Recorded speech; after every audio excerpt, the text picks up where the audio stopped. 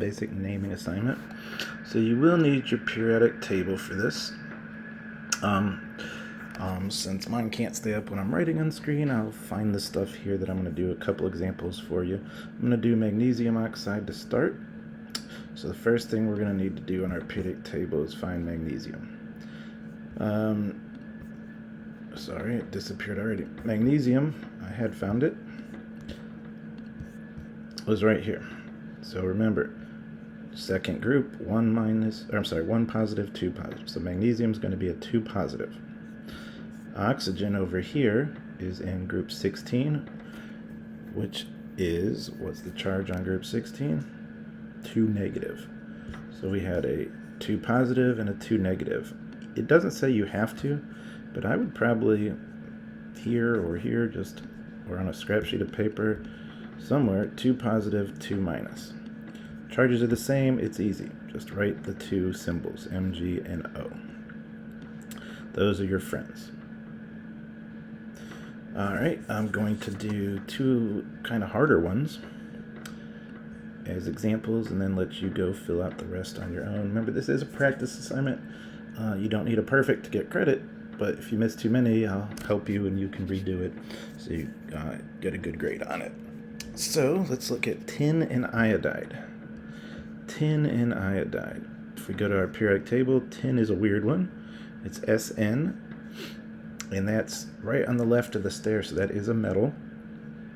And it says iodide, which is in group 17, so that's going to be a 1 negative.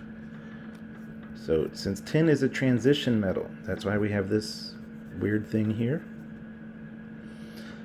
We are telling you the charge of the tin here. Where do we get that charge from when we do our crisscross method? We get it because that's the number of iodine molecules we have. So Sn I 2. Now, if you don't like that method, here's another way to figure out you're right. We said that iodine on the periodic table had a 1 negative charge. So if iodine is 1 negative, there's 2 of them, that's 2 negative. This tells us the charge of the tin, so 2 and 2. That's another way we know we're right. Alright, one more. Just remember, the transition metal ones will always have Roman numerals, and those are going to tell you how many of the non-metal, the thing on the right, you have. We're going to do this last one, calcium phosphide.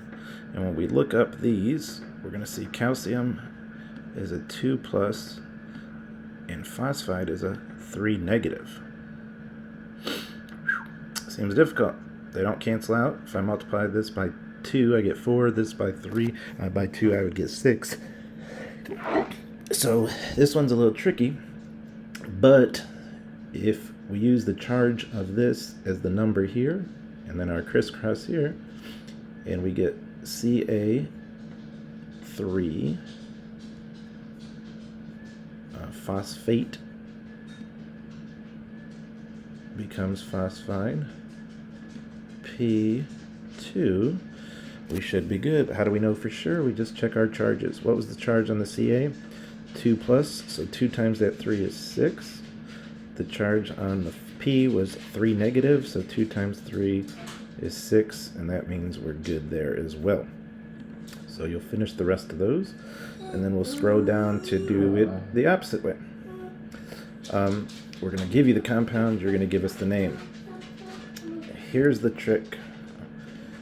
What you need to do, if the first element is in group 1 or 2, name element 1, and put ide at the end of the other element, of element 2. So these are the ones you really want. They're going to be easier for you. If the first element is in groups 3 through 14, it means it's transition metal. It needs Roman numeral to show the charge of that element. Now you want to take a screenshot here or pause it and just refer. I'll try to leave that up while I do these examples. I'll make sure I do an example of both kind, and then you'll work on the rest of them. So, Li2O. The nice thing is here, we don't have to figure out charges because we know these formulas, if they exist, which they do, they're already balanced out. So, Li, if you find it, it's in group 1. We said if it's in group 1, it's nice and easy. As soon as you see group 1 or 2, type the element, and the other element, the second one, just change to an ide. That's friendly. We like that.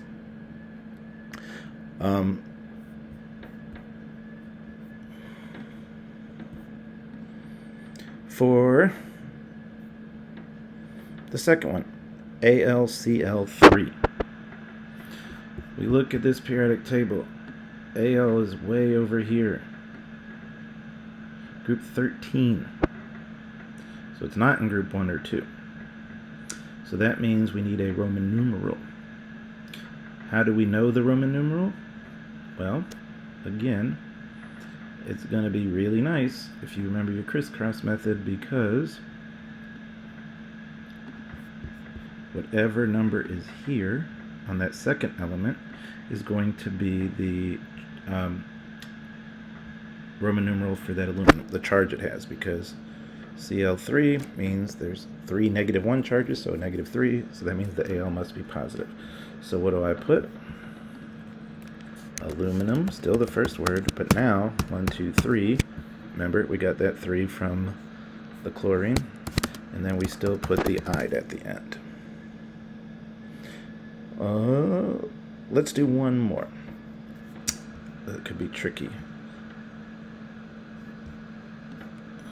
NiO. So, nickel is Ni, and it's right here, right smack dab in the middle, not group 1 or 2, which means we need a charge. All right. So, oxygen, there's only one of them.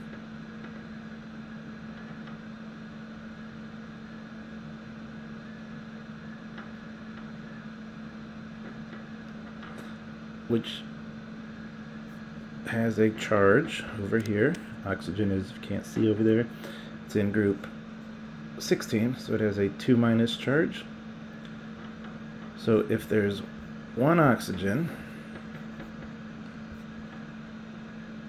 and its charge is 2-, that charge is going to be our nickel, what's it called? Roman numeral. So we're going to put here nickel. The charge has to be 2 to cancel out the oxygen's charge. And there you go. So when there's no number listed, like for oxygen, you're going to have to find its charge. And then that charge will be the same charge of the other transition metal there.